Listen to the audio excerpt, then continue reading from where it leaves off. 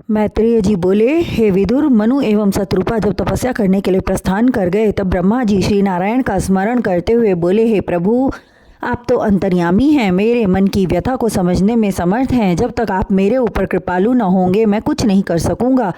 जीवों की उत्पत्ति का आदेश आपने मुझे दिया और मैं उनकी उत्पत्ति कर रहा हूँ, किंतु हे दयानिधान, उन लोगों के रहने का स्थान होना चाहिए। अब तक उत्पन्न किए प्राणियों को इस विशाल कमल पुष्प पर स्थान दिया है, जिस पर आपकी कृपा से मेरी उत्पत्ति हुई, किंतु निरंतर गति से जीव उत्पत्ति जो कर रहा हूँ उन्हें कमल पुष्प पर स्थान दे पाना कठिन है।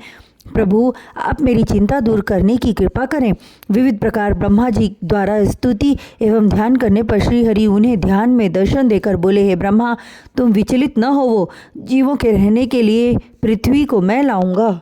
यह कहकर ब्रह्मा जी के ध्यान से त्रिलोकीनाथ लुप्त हो गए। उसके पश्चात श्री हरि ने विचार किया, पृथ्वी को ब्रह्मांड से निकालकर हिरण्याक्ष दैत्य पाताल लोक में ले गया है। जिस समय प्रभु विचार कर रहे थे उस समय उनकी प्रेरणा से ब्रह्मा जी को बड़े जोर की छींक आई। उस छींक से ब्रह्मा जी के नाक से एक बच्चा उत्पन्न हुआ जो अंगूठे के अग्रभाग के समान था और उसका रूप वाराह शूकर के समान था। क्षण भर में उस वाराह का शरीर विस्तार करके विशालकाय गजराज के समान हो गया और भयानक शब्दों में गर्जना करने लगा। उसकी गर्जना सुनकर ब्रह्मा सहित मनु, मरीच एवं सनत कुमार आदि अत्यंत भयभीत होकर यह विचार करने लगे कि यह कैसा विचित्र जीव है, जिसका तन तो मनुष्य जैसा है किंतु गले के ऊपर का भाग सूकर जैसा है।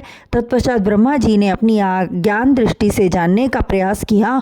तब उन्हें मालूम हुआ कि वराह रूप धारण कर स्वयं श्रीहरि प्रकट हुए हैं और इस नए रूप में प्रभु ने पृथ्वी को पाताल से लाने हेतु अवतार धारण किया है।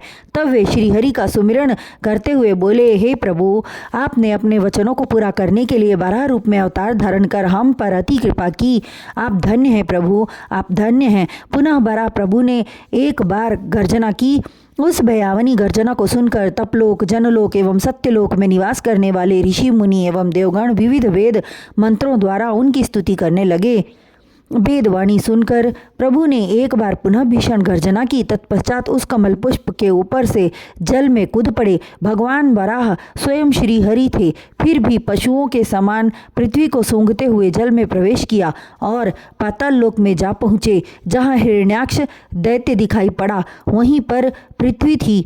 वराह प्रभु ने वहां पहुंचकर 12 करोड़ योजन लंबी चौड़ी पृथ्वी को इस प्रकार अपने दाढ़ों सूकर रूप में 2 विशाल दांत जो बाहर निकले हुए थे पर उठा लिया, जैसे पृथ्वी भारहीन हो। वराह प्रभु द्वारा पृथ्वी को ले जाते हुए देखकर हिरण्याक्ष दैत्य अत्यंत कुपित क्रोधित हुआ और उनके मार्ग को रोककर खड़ा हो गया और भयानक गर्जना करते हुए बोला, उससे युद्ध करने की शक्ति किसी देवता अथवा मनुष्य में न थी। वह अत्यंत पराक्रमी एवं बलवान था, किंतु वराह भगवान ने अपने हाथ की प्रज्वलित गदा से क्षण मात्र में मार डाला और पृथ्वी को दाढ़ों पर ऊपर उठाए हुए जल से बाहर निकले। पृथ्वी को देखकर ब्रह्मा जी सहित उपस्थित देवी देवता अत्यंत प्रसन्न होकर उनकी स्तुति करने लगे। हे भूधर, आप अत्यंत कृपालु हैं। हे शरणागत के रक्षक प्रभु, जिस तरह आप पाताल लोक में हिरण्याक्ष को मारकर पृथ्वी को ले आए उसी तरह इसे जल पर स्थिर कर दीजिए, जिससे सभी प्राणी आनंद से पृथ्वी पर निवास करते हुए यज्ञ हवन आदि